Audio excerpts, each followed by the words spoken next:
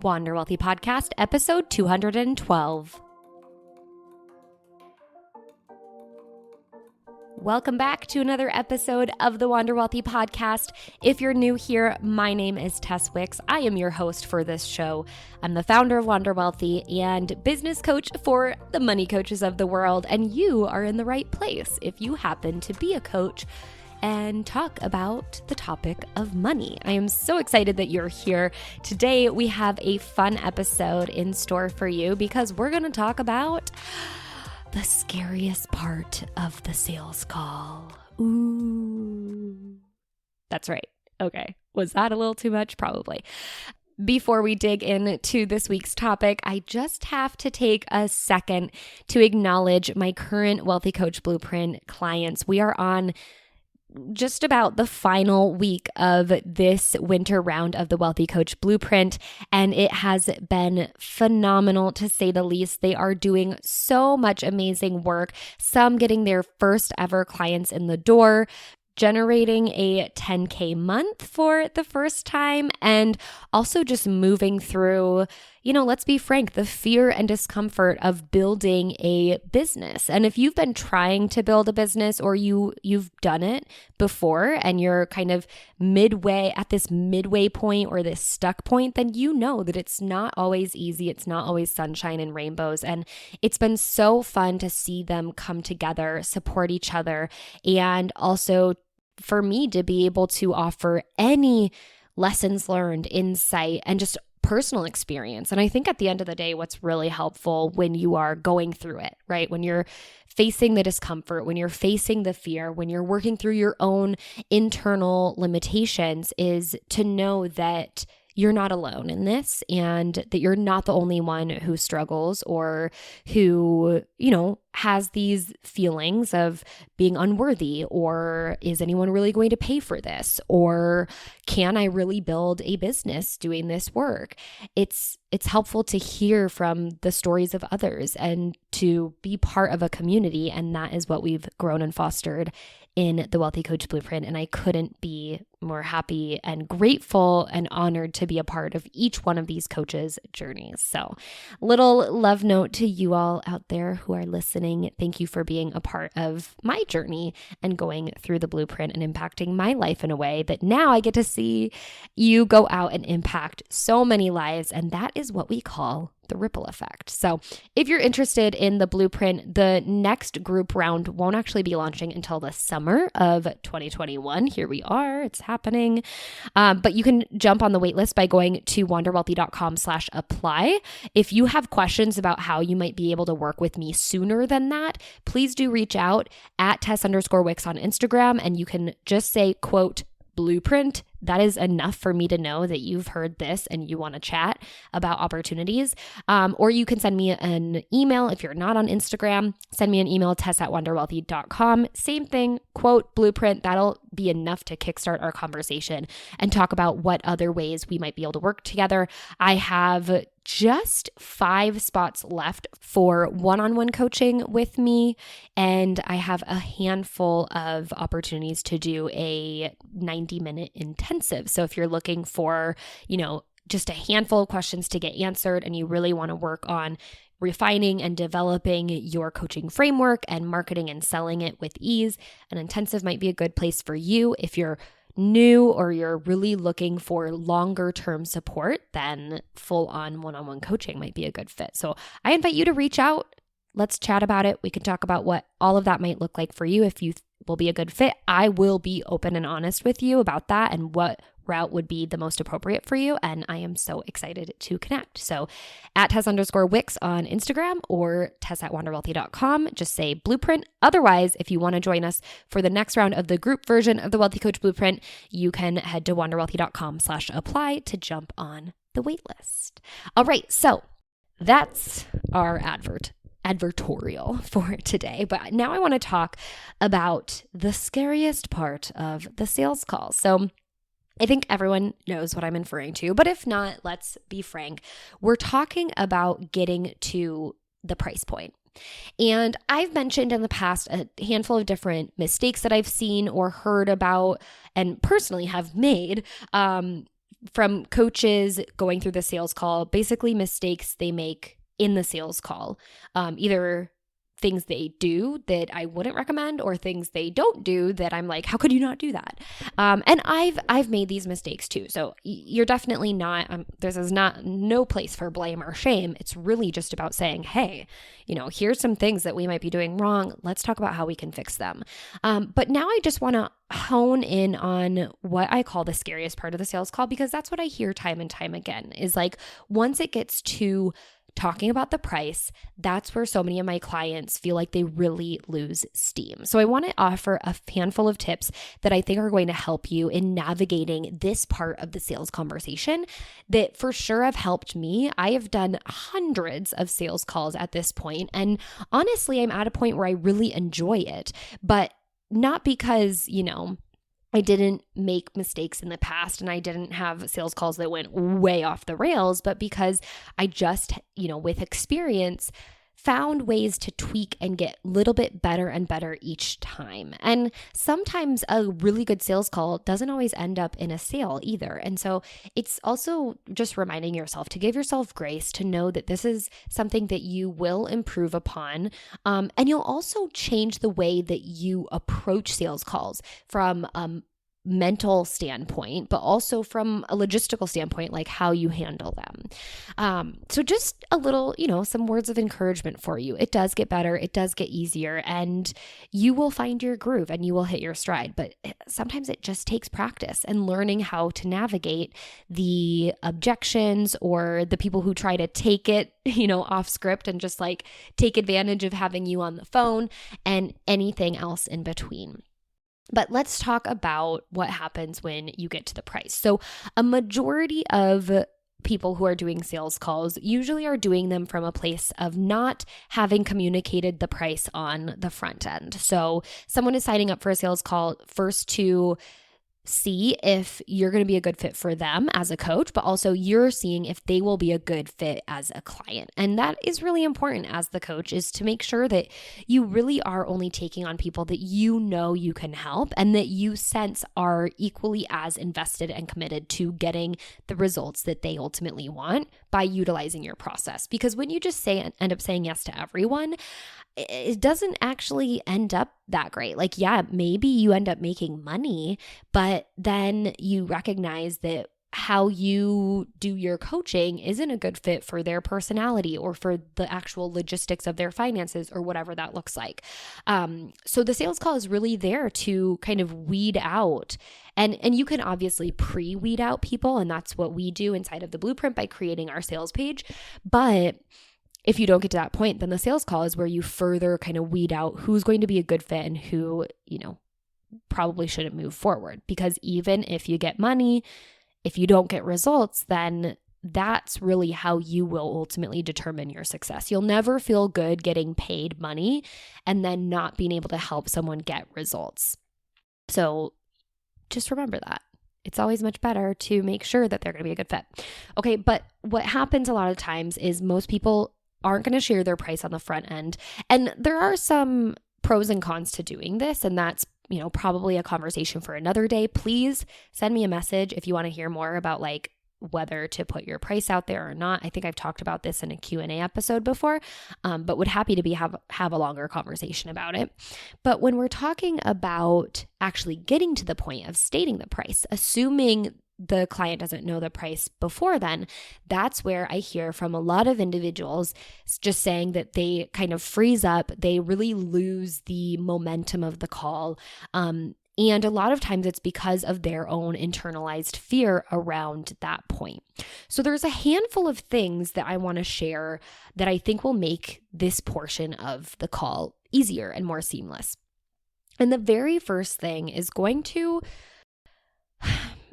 it's going to seem like not true and maybe even easier said than done, but there's so much significance in it. And what I'm alluding to is when you start to talk about money on a sales call and you're inviting someone to invest in themselves, but you're feeling a little uneasy about it or fearful of it, you first want to check with yourself to say, am I in integrity with what I'm asking someone else to do? Okay, when we talk about integrity, it's purely like do you walk your talk? Okay.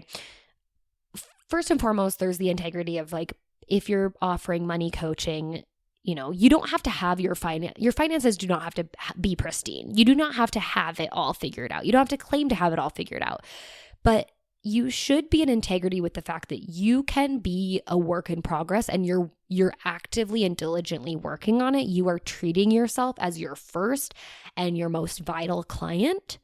And you're taking that very seriously. You're managing your finances in the way that you teach, or in a very similar way. You are doing what you ultimately would tell your clients to do, and you're feeling like you are aligned with how you are what you're saying other people should be doing. Okay?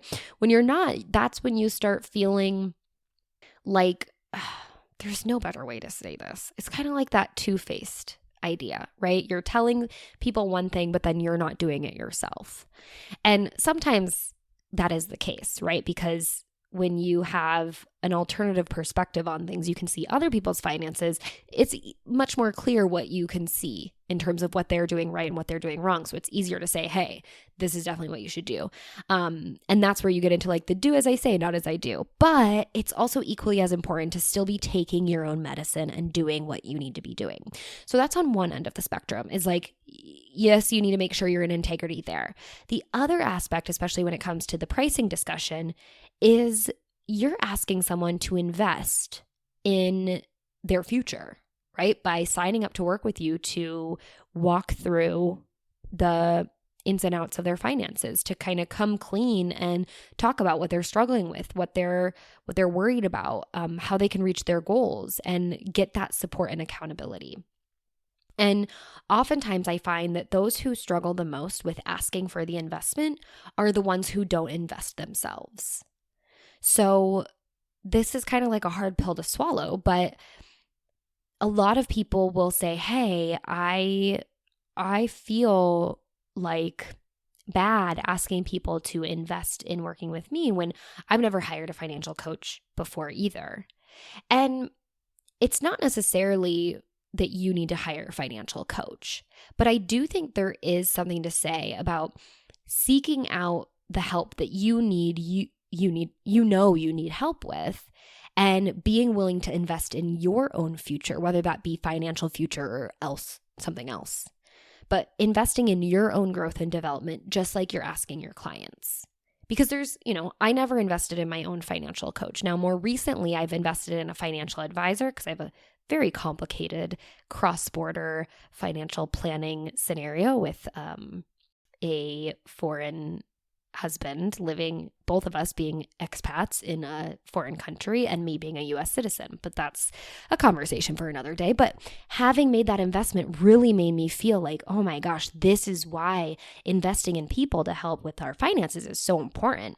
But there's also other ways that I saw, things switch for me when I started investing in different support that in the early days wasn't financial coaching. And I'm going to kind of go off the rails a second here, because I do not love this idea of people saying, oh, well, the second I invested in my business coach, that's when everything took off for me. Because I've definitely made investments in business coaches who didn't help me, who didn't get me where I wanted to go. And that's not fun. It's not fun. And, then you become scared of actually making an investment in a coach who really can and is interested in supporting you. And so I'm not saying that you need to necessarily just invest for the sake of investing, because that's actually putting money in is going to allow you to get more money out. It's more about being in alignment with what you're asking someone to do. Have you found support and invested in that support, invested in your future in some way, shape, or form, so you can understand what it's like, so you can be in a position where you were in their shoes and now you're on the other side of it, or you're going through it, but you're walking your talk, you're taking your medicine, and you're doing what you've asked them to do, or you've done what you're asking them to do. And so that's kind of the perspective is if that money conversation feels a little like, ooh, with you, feels a little icky, you're almost like resisting it heavily because it doesn't feel in alignment, it doesn't feel right, then you have to check yourself and say, have I found ways to invest in my financial future, in my business's future, even in like your future with your health or any other form of personal development? Have you found a way to invest in your future where it did pay off and you know the power of investing in support?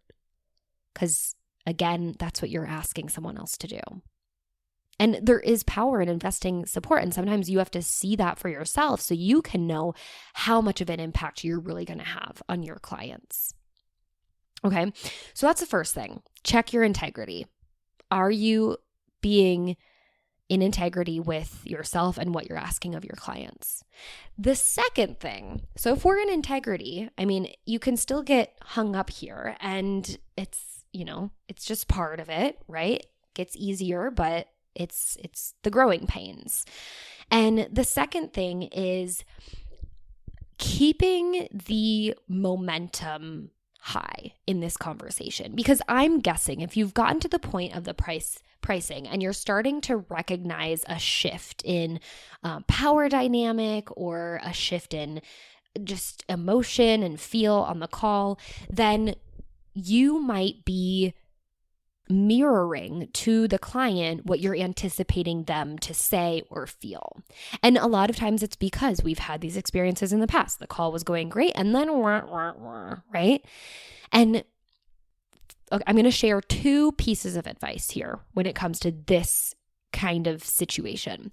First and foremost, I've talked about this before, but you can never make assumptions about what someone can or can't afford, whether they're going to say that it's too expensive or not. You just cannot make assumptions, because I promise you, people will shock you. They will shock you in all, good ways and in bad. And that's just the way it is. But it's money. Money is always like a thing, a weird thing that people aren't used to talking about. So people will shock you. You have to just assume that they're ready to move forward. Now, that's not like getting into the ickiness of being pushy and overly aggressive in your sales. You can still come from a place of understanding and, really seeking to help them figure out how to make it work. But you have to, from a like energetic mental state, assume we're moving it to the next and keep that excitement and the connectedness that you've developed with them into this part of the conversation. And that's the second tip, is like, while you're gearing up to get to the investment part of the conversation, assuming we're ready to move forward, we're going to keep the energy high, you want to also showcase that. Right? You're setting the energetic level for continuing this part of the conversation. And here's the thing. You might get to the point where you're like, all right, you ready to talk about the investment? You get to it and you share the investment, and then they just take it down. But you want to almost be unfazed, right? A coach that is, I don't want to say a good coach, but a coach who has experience is one who's heard it all.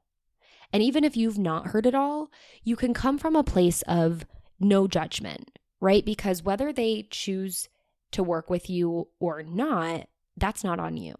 And so don't make it about you.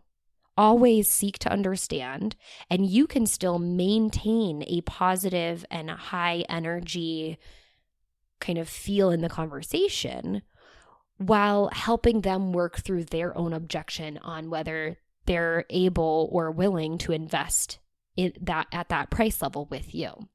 Okay, so as you get close to the conversation, I always like to say that, this is your job. You're used to talking about finances, right? You're basically indoctrinating someone into, once they say yes, then you're going to be like, all right. And the next step is we're going to look at your entire financial history and start to talk about it and learn from it and develop a plan around it. So like, this is your first touch point of digging into decision making and presenting yourself as a teammate to your client as opposed to someone who's not on their side when it comes to the investment, right? It's not like you're sitting behind the counter and you're saying, well, too bad, we can't work together, bye-bye, never see you again. Like, you're on a call with them.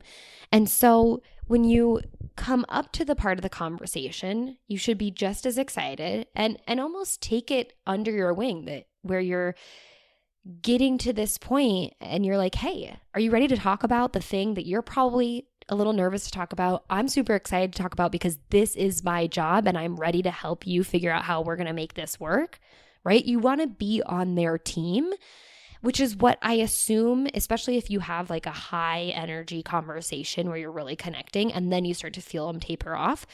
When you lose that, what's happening is you're losing rapport. And it's likely because you were on the same side of the counter, having this conversation, connecting, helping them, work through obstacles, envision goals. And then if you can imagine this, I'm imagining this as if you're in a store and you're like helping the potential client try on clothes, telling them how great they look, talk about, something that they might feel self-conscious about, finding solutions for them, or just like talking them through it. And then you get to the counter and then you put yourself on the other side. And then you say, okay, this is how much it's going to be. And then you give them like this ultimatum. And instead, I want you to stay on the same side of the counter with them. And I want you to show them, through your words, through your coaching, that you're on their team and you're there to help them figure this out. And, it can take experience, but if you can even just put yourself in that mindset.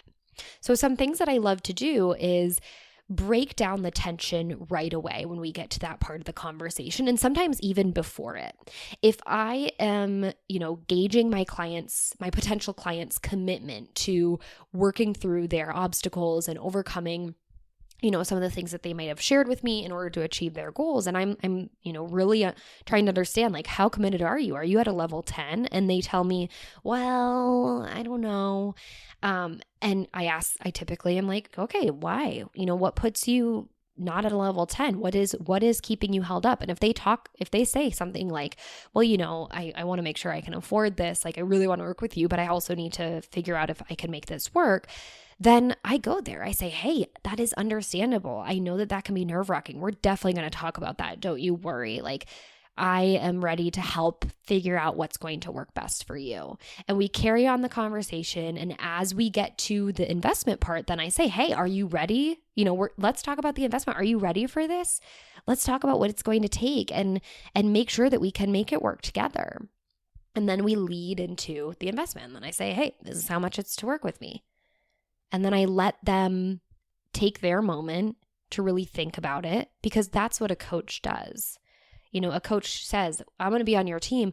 I'm also going to listen to you to hear how you really feel and hear where you're coming from. But when you approach it from that angle, you don't create that separation from the potential client to then walk behind the counter and tell them what the price is. Instead, you keep that energy high. You almost get them excited and you acknowledge, like, hey, you might be a little nervous about this part, but let's talk about the investment. And then you slide into that conversation. And again, I know easier said than done, but seriously, when you really work on your sales skills to try to develop that connection, and eventually it's not even trying, it's just naturally being able to develop a connection really quickly with a potential client, and then really earnestly want to help them figure out how to make it work so they can move on to the next step with you. That is, it's going to be impactful for you because you'll make money and have a business and be helping people, but it's going to be so impactful for them too. To know that they need help, to be ready to invest in that help. And then even if the investment is scary, or even if the investment is just outside their comfort zone or just over their threshold, to know that they have someone on their team that's going to help them figure out how to make it work. That is everything. Okay, another thing that I think is important to mention here, as we're talking about the scary point of the conversation, is always to lead with permission. Okay, you always want to make sure that you have permission to discuss these things, especially because we're talking about finances. It's personal. Now, a limitation that a lot of people have before they really dig into money coaching and submerge themselves in seeing how easy and natural it is for lots of people to talk about money is they don't think that people actually want to talk about money, and that couldn't be further from the truth. Like, people are dying to talk about money. And I know that sounds weird because we don't hear people talking about money, but like, that's because money is this taboo topic that no one talks about. So we might have our own limitations thinking no one else wants to talk about it. But just because no one talks about it doesn't mean no one wants to talk about it. So understand that people do want to talk about it, and they would not sign up for a sales call with you to not talk about money. So you'll be shocked, but if you've never done a sales call, you'll see that people are generally pretty open about having this conversation. Now, that doesn't mean that they're going to open up and tell you their bank account numbers and exactly how much money they have. Although sometimes I do ask, like, okay, how much debt are we working with? And when you open up the door in a way that it's not like, how much debt do you have though? Right? Instead, when you take the coach's role and you just say, if they're talking about, well, something that's really been holding me back is my debt, then just opening up, how much debt are we working with? Right? And another thing I love to do, I'm just giving you all my tips here. Another thing I really like to do, and I don't know if this is the best thing to do or not, but it's something that I do because I feel it's important, is I talk about the we. I say, how much debt are we working with? What is our plan? How are we going to move forward? Because it allows my clients to see that we're on a team together. And I do that in the sales call, and then I do that in our coaching calls because I genuinely I put myself on their team, and I want them to know that they're no longer doing this alone. Okay, sorry, got a little off topic, so let me backtrack. Be on their team. People actually do want to talk about money. Oh yes, permission-based questions and having this conversation with permission. So people genuinely do want to connect and talk about money with you, but I do still think, because it's an intimate topic, to always lead with permission. So thank you I always thank them. Thank you so much for jumping on the phone. Are you okay for us to start, talking about this thing? And then, great. Thank you so much for opening up about that with me. Would love it to address this. Could you tell me a little bit more about that? And you're allowing them to grant the permission and go into it. So just like when we get to the point of the investment, I always ask for permission to go down that road. And usually it's permission first to share with them what the program is, because then that infers the investment. I don't typically ask for permission to share the investment because by then they want to know what it is. But I always ask for permission to share about the program, which again shows them that I'm not here to just like throw something at you and you have to accept it. And if you don't accept it, I'm never talking to you again, or, I'm going to shame you out of here. It's, would you like to hear a little bit more about my program? Yes, typically they say yes. I've never gotten a no. And then we go into that, and constantly as I'm talking through that, I'm checking in with them. I'm showcasing that I'm on their team. I'm helping them make sure this is a good decision for them, if I do believe it is.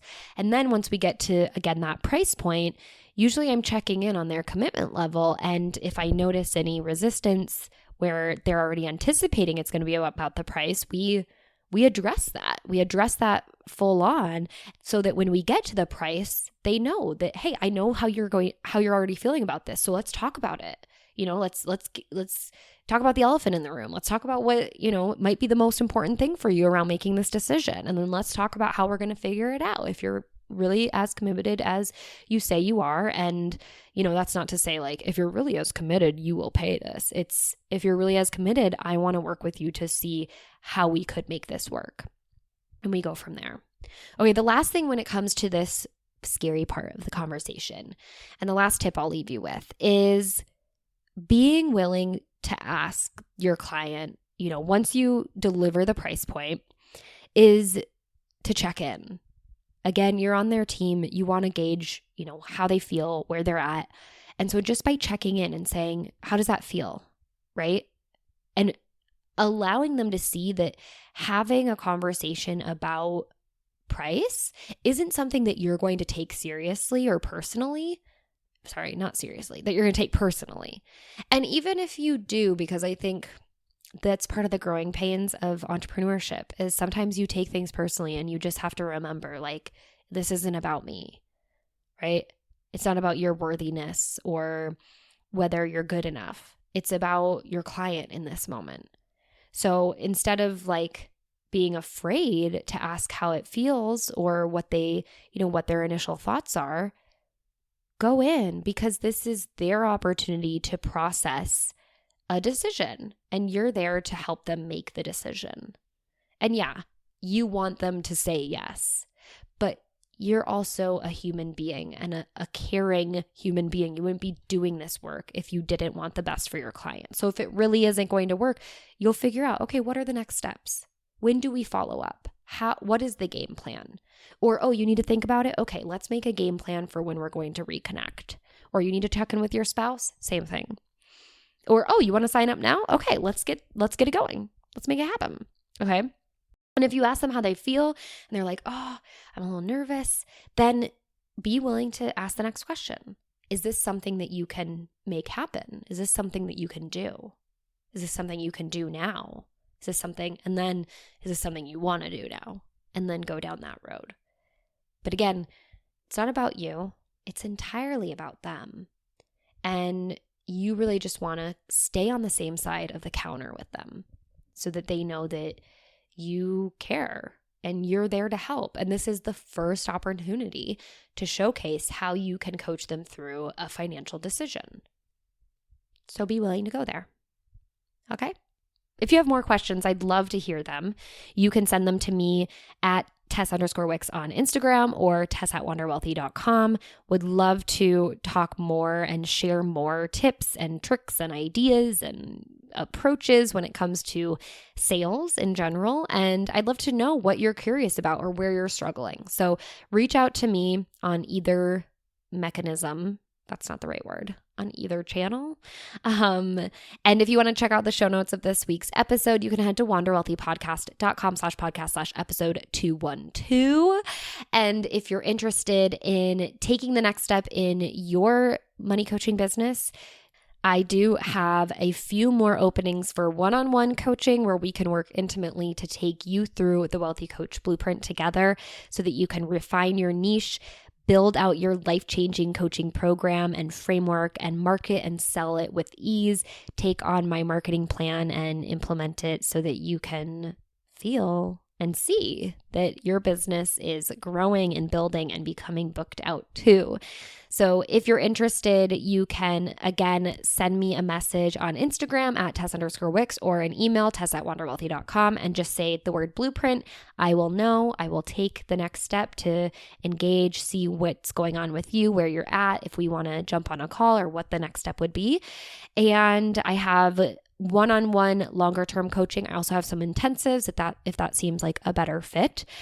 Or if you're interested in joining us for the next round of the Wealthy Coach Blueprint group coaching program, that's going to be kicking off this summer, where you'll get to be part of a wonderful community of money coaches who are going along the same path as you and really get access to that support system beyond me. I mean, I think I provide lots of support, but you'll get even more support in that regard. And you can jump on the waitlist by going to wanderwealthy.com/apply. And that's it for today. So I hope you have an amazing rest of your day. Go out and talk about money on a sales call or in public or wherever you need to do it. Just practice. And until next time, I hope you wander wealthy.